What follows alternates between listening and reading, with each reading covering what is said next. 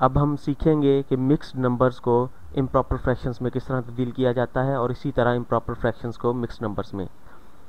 तो अगर मैं एक मखलूत अदद लिखूं 2 सही 1/2, तो इसमें आप देखें 2 जो है वो सही अदद है और 1/2 जो है वो कसर है। ठीक, तो ये एक मखलूत अदद है। तो इसे हम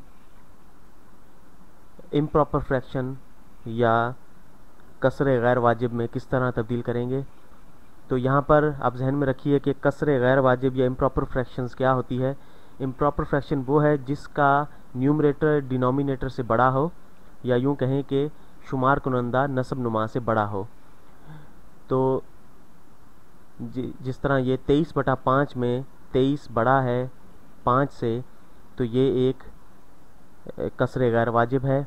और 2.5 जो है वो जो है एक मखलूत अदद है। तो अब हम इस मखलूत अदद को किस तरह कसरे गैर वाजिब या इम्प्रॉपर फ्रैक्शंस में तब्दील करेंगे। तो हम क्या करेंगे, जो इसके नीचे डिनोमिनेटर है इसको हम सही अदद से ज़रब देंगे और फिर 1 इसमें जमा कर लेंगे। जी हाँ, 2 जो है इसको हम 2 से ज़रब देंगे जो सही अदद है और फिर 1 इसमें जमा कर देंगे। तो हम 2 ज़रब 2 और फिर जमा करेंगे 1। ठीक, तो 2 ज़रब 2 और जमा 1 और बटा 2 जो हमारे पास नस्ब नुमा है वही हम नीचे लिख देंगे। तो ये हो जाएगा 2 दूनी 4 जमा 1 5/2। ठीक, तो ये 5/2, 2.5 जो है वो 5/2 के बराबर होता है। तो ये एक इम्प्रॉपर फ्रैक्शन है। एक और नंबर लेते हैं 4 सही 2/3। तो 3 हम नीचे लिखेंगे जो हमारा डिनोमिनेटर है। 3 चौक 12 और 2 जमा करेंगे। ठीक है, 3 ज़रब 4 और फिर इसमें जमा करेंगे हम 2। तो ये हमारे पास 3 को पहले 4 से ज़रब देंगे क्योंकि ज़रब जो है वो पहले अमल किया जाएगा, जमा बाद में करेंगे। ये इसका तरीक़ाकार है। तो ये 14 हो गए, 14/3। तो हमने इसे इम्प्रॉपर फ्रैक्शन में तब्दील कर लिया। इसी तरह 6 सही 17/18। ठीक है, तो हम 18 नीचे लिखेंगे और 6 को 18 से ज़रब देंगे और जमा कर देंगे 17।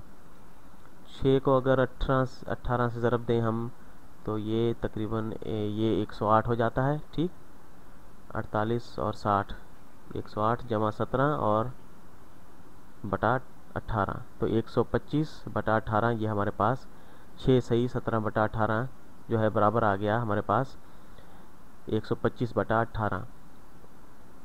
ठीक है, ये हमने इसे इम्प्रॉपर फ्रैक्शन में तब्दील कर लिया। तो यहाँ पर ये 23/5 जो है वो एक इम्प्रॉपर फ्रैक्शन है। यहाँ पर पहले मैं आपको ये वजाहत करता चलूँ कि ये मखलूत नंबर को जो है इम्प्रॉपर फ्रैक्शन में तब्दील करने का अमल किस तरह काम करता है। तो हम ये लेते हैं 2 सही 1/4। तो इसमें अगर आप देखें कि हम 4 दूनी 8 और जमा 1 करते हैं और बटा 4, हम इस तरह हमने किया और इसको हमने 4 दूनी 8 और जमा 1 9 हो गया 9/4। अगर हम इसे उसी तरीके से समझने की कोशिश करें जिस तरह मैंने शुरू में बताया था इसको रोटियों की मदद से, तो अगर मैं रोटियां बनाऊं तो यूं कहें कि ये एक रोटी है और मैंने एक रोटी और बनाई, ये 2 हो गई, और एक चौथाई रोटी में और बनाता हूँ तो यूँ समझें ये 1/4 रोटी है, नहीं ये कुछ कम है, 1/4 इस तरह होती है कुछ। जी हाँ, तो ये 1 2 और 1/4, तो ये हमारे पास कुछ नहीं है। तो मैं इसे डिलीट ही कर देता हूँ, इसे मैं मिटा देता हूँ। तो हमने इसे ख़त्म कर दिया। ठीक, तो हमारे पास 2 और 1/4 रोटी हमारे पास आ गई। ठीक, तो यहाँ पर ये देखें कि 2 हमारे पास मुकम्मल रोटियाँ हैं और 1/4 टुकड़ा है रोटी का।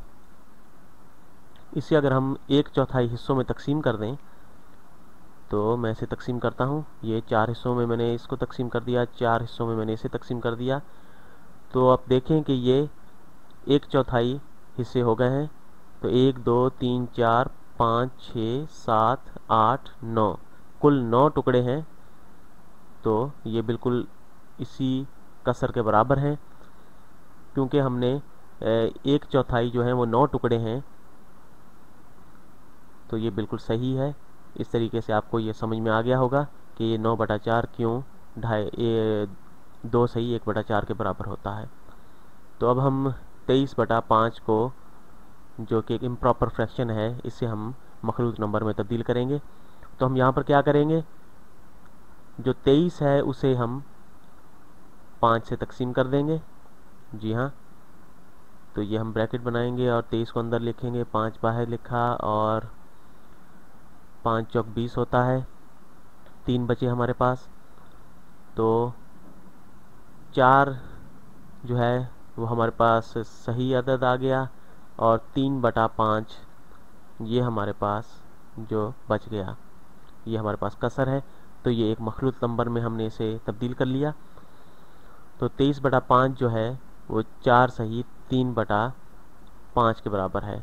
4 इसमें जो है वो मुकम्मल तकसीम कर दिया हमने 23 को, और 3/5 जो है वो हमारे पास ये कसर बच गई है। तो ये एक मखलूत नंबर है। तो एक और नंबर को हम तब्दील करते हैं, 17/8। तो 17 को 8 से तकसीम करते हैं, 8 दूनी 16 होता है। ठीक, ये 2 है और यहाँ पे 16 जब हमने माइनस किए तो हमारे पास 1 बचा। ठीक, तो अब हमारे पास 17/8 बराबर है 2 सही 1/2 जो है वो ये सही अदद है, और 1/8 जो है हमारे पास ये कसर आ गई। ठीक, तो इस तरह हमने इसे मखलूत नंबर में तब्दील कर लिया। अब हम आते हैं 5/2 को हम तब्दील करते हैं मखलूत अदद में। तो इससे हम 5 को 2 से तकसीम करेंगे। जी हाँ, इसको हम एक और तरीके से भी कर सकते हैं। जो समझे मैं वही रोटियां बनाता हूँ, आधी आधी रोटियां बनाते हैं। तो 1 2 ये 2 टुकड़े मैंने आधे आधे रोटियों के बनाए। ये मैंने तीसरा टुकड़ा बनाया और फिर मैंने ये चौथा टुकड़ा बनाया और फिर मैंने एक 5वां टुकड़ा बनाया। ठीक, तो मेरे पास आधी आधी रोटी के 5 टुकड़े हैं। तो अगर आप गौर करें तो ये 2 आधे टुकड़े 1 रोटी के बराबर होते हैं। ठीक, तो ये हमारे पास 1 रोटी आ गई, ये 2 टुकड़े फिर 1 रोटी बन गई और फिर ये आधा बच गया हमारे पास। ठीक, तो इसे हम 2 मुकम्मल और एक आधा टुकड़ा। ठीक, तो ये 2 सही 1/2 हमारे पास इस तरीके से भी ये बनता है। ये यकीनन आपकी समझ में आया होगा। अगर हम इस 5 को 2 से तकसीम करें, 2 दूनी 4 होता है। ये 2 जो है ये बिल्कुल जो सही अदद है वो है, और जब हमने 4 इसमें से तफरीक किया तो 1 बचा। जो 1 है ये हमारे पास, ये जो हमारे पास 1 ऊपर बच गया है, और 2 जो है वो हमारे पास जो है नस्ब नुमा वो नीचे आ जाएगा। तो 2 सही 1/2 ये बराबर है 5/2 के। ये यकीनन आपको समझ में आया होगा। अगली वीडियो में फिर मिलेंगे। इजाज़त चाहूँगा।